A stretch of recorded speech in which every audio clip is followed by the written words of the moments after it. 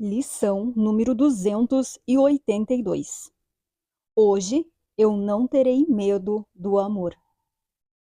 Se eu conseguisse compreender apenas isso hoje, a salvação seria alcançada para todo o mundo. Essa é a decisão de não ser insano e de me aceitar tal como o próprio Deus, meu Pai e minha fonte, me criou. Essa é a determinação de não adormecer em sonhos de morte, enquanto a verdade permanece eternamente viva na alegria do amor.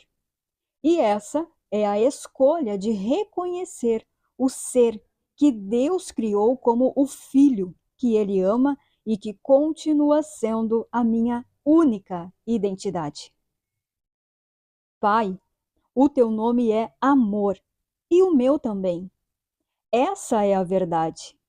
E pode a verdade ser mudada simplesmente dando-lhe outro nome? O nome do medo é simplesmente um equívoco. Que eu não tenha medo da verdade hoje.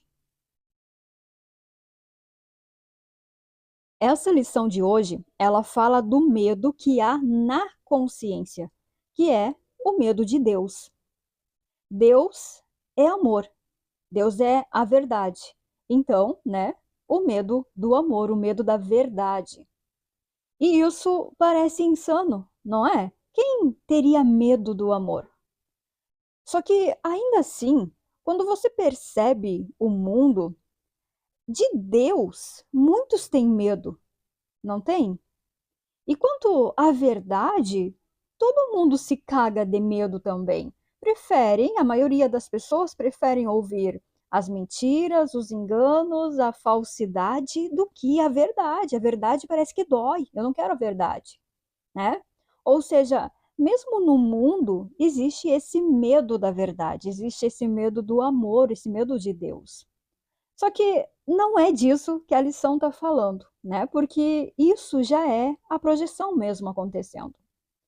A lição traz aqui, né? O que ela trata é do medo que está na consciência, que é o medo de Deus, devido à culpa pela separação, que é simplesmente esse senso de separação de Deus, esse se sentir separado de Deus.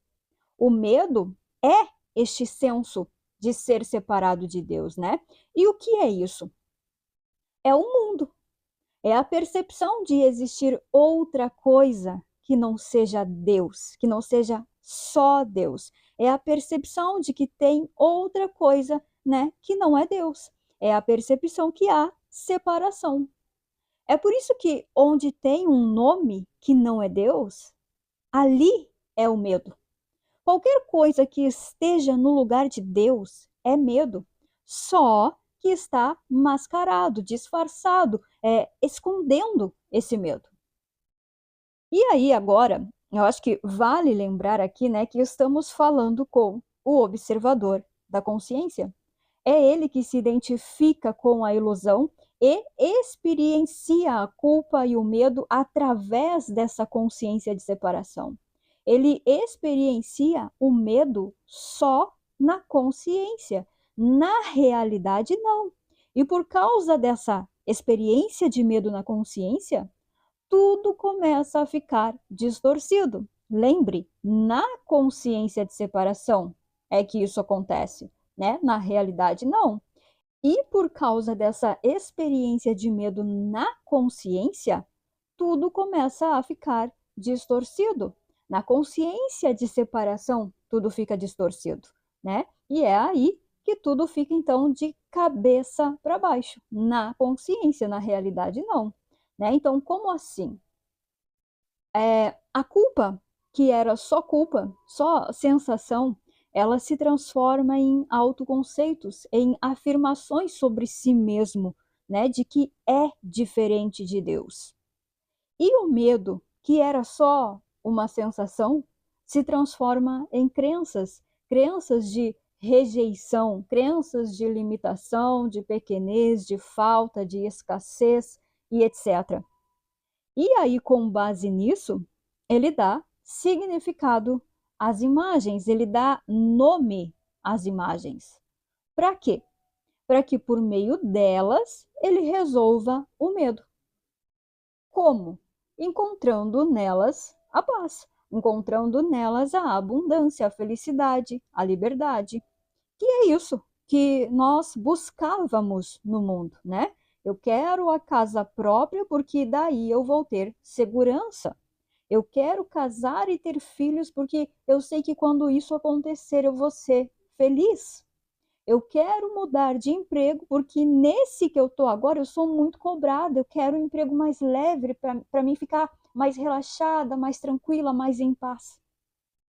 Ou seja, nessa distorção, parece que a paz, que a felicidade, a liberdade, a leveza, a tranquilidade, né? A vida parece que está no mundo, parece que está nas coisas. Então você se torna um dependente disso, né? Para se sentir bem, dependente de algo para ficar em paz, para ser feliz.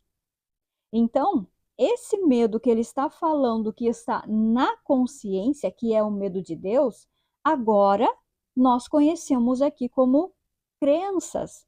E essas crenças, elas vão nos guiando para buscar a verdade, né? Ou seja, essa paz, essa felicidade, né, no mundo, para buscar o amor no mundo. Isto é, para encontrar essa satisfação, o céu no mundo. Na prática, é assim, ó.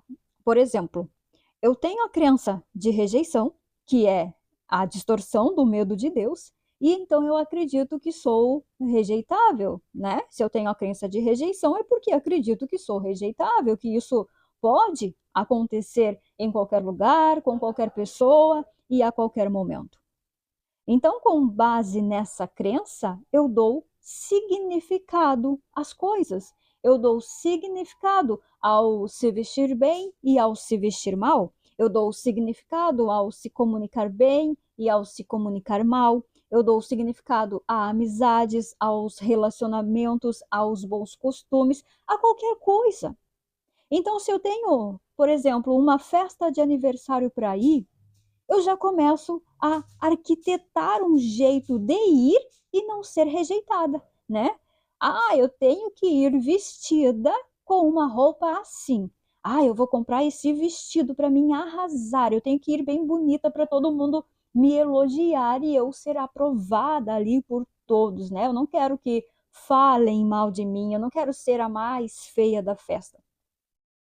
Aí você vai lá, compra o tal vestido e a entrega do nada atrasa ou o vestido não dá certo e toda aquela expectativa de felicidade, de satisfação, de paz que estava sendo colocada ali naquele vestido, nos elogios que viriam por causa daquele vestido, é frustrada. Você fica sem a paz, sem a satisfação, sem a felicidade, porque elas estavam depositadas na imagem, né? Então você fica sem paz, você fica em conflito, amedrontado, em dúvida. E mesmo, né, que dê tudo certo, né? Vamos dizer que deu tudo certo com aquele vestido e você vai na festa e arrasa. Pode acontecer várias outras coisas para você confirmar a rejeição. Ou, se não acontecer nada ali na festa, você tem, né, então, essa sensação de felicidade por ganhar elogios, por ter arrasado, por fazer sucesso naquela festa. Só que, como isso foi só uma tramóia, um plano, uma arquitetura para fugir desse medo de ser rejeitada, que é o medo de Deus, você não resolveu isso, você não curou essa dor, você simplesmente fugiu, ou seja, conseguiu um alívio momentâneo. Mas no próximo evento, ou então daqui uma hora, ou ali no outro dia, você já está de novo tentando fugir da mesma crença, tentando fugir da mesma convicção de que vai ser rejeitado. Então entenda que cada coisa que tem um nome no mundo, cada coisa na qual você deu e dá um significado, é só para validar as crenças. Todo tipo de preferência que você tenha, esse bom e o ruim, o melhor e o pior, sabe? Quando isso quando algo é importante ali, é só um significado dado através das crenças, ou seja, através do medo de Deus que está buscando dentro da própria insanidade, toda essa arquitetura aí, dentro da própria ilusão, a plenitude, a perfeição, aquilo que nós falamos ontem, né, que naturalmente já é, que é essa realidade que é imutável, que é a própria extensão de Deus. Sendo assim, qualquer significado dado, qualquer coisa que tenha um nome, um sentido para você, seja uma coisa boa ou ruim, é o medo que está na consciência, é o medo do amor, é o medo da realidade. E o convite de hoje é não ter medo do amor.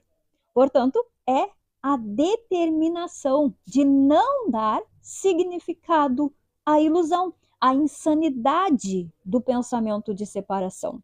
É a determinação de aceitar a realidade como verdadeira. É a determinação de lembrar que você é a extensão de Deus e não as ideias insignificantes. É a determinação de manter uma única certeza, uma única convicção de que Deus é e o resto não é. É a vontade de ver ilusão como ilusão, pois se está certo, está convicto de que a realidade nunca foi mudada. É isso.